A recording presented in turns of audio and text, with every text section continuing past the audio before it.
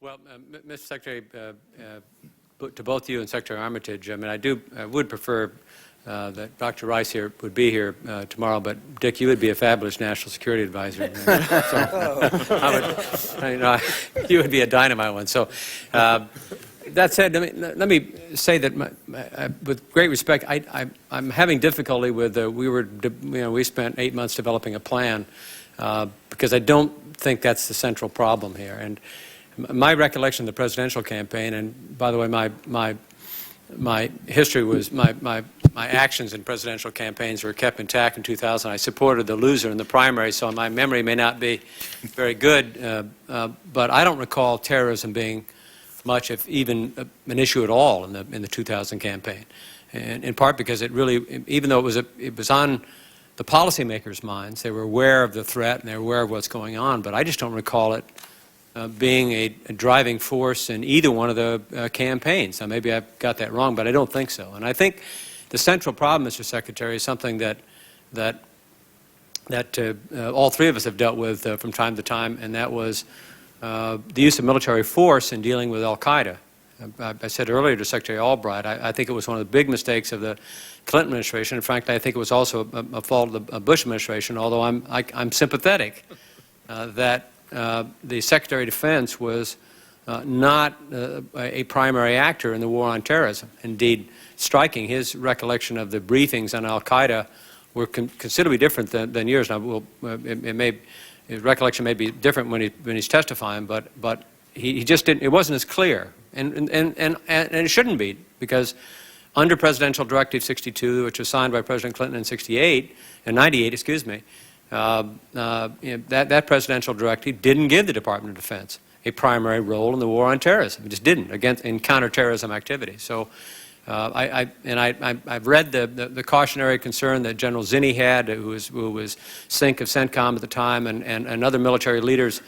I've had, in 12 years' experience in the United States Senate, many times to walk out wondering if I voted the right way, and among those moments when Desert Storm 1, well, I'm relatively certain today that I did vote the wrong way, but it came from a concern for body bags coming home, and would we be able to sustain the effort, the political effort. And I was likewise concerned about Bosnia. I ended up supporting the effort in Bosnia and Kosovo, but those who say we shouldn't be skeptical or concerned about use of military force, I think, have got it wrong. We should be, and we should, it seems to me, always wonder. But I wonder if you see it that way. I mean, I wonder if you see that if you look at from '93, when World Trade Center 1 was hit the first time, and through September of 2001, Al-Qaeda never suffered a military response from us, never, other than on August 20th, which was a relatively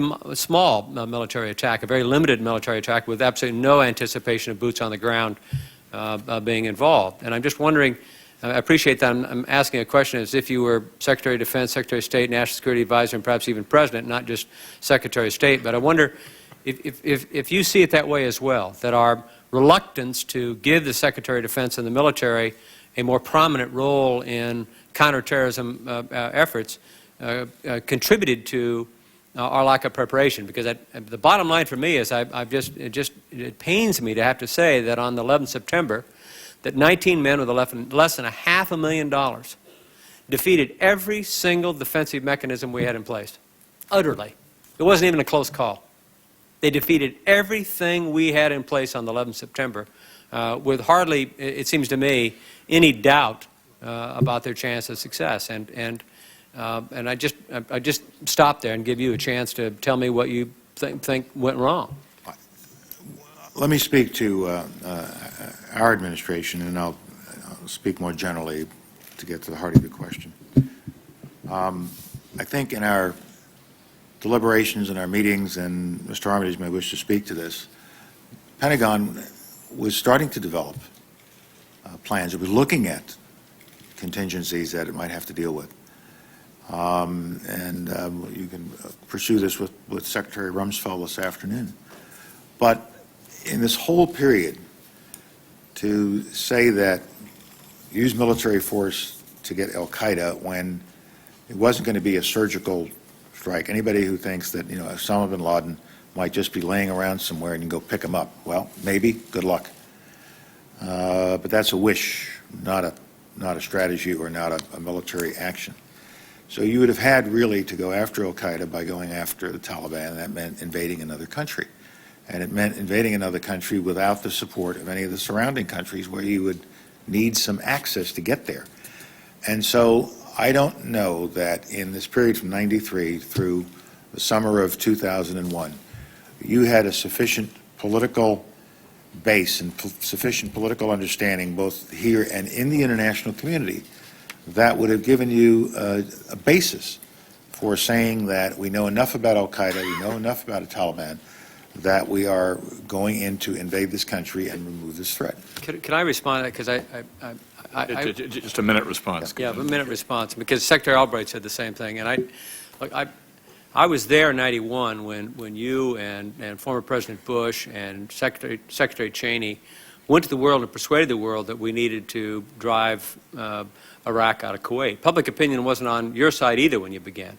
Public opinion wasn't on the side of President Clinton when he suggested that we needed to intervene in Bosnia. It wasn't on the side of the administration when they decided to intervene in Kosovo. It's rare that public opinion is on the side of a president or a political leader when it comes to using military force, except after the fact.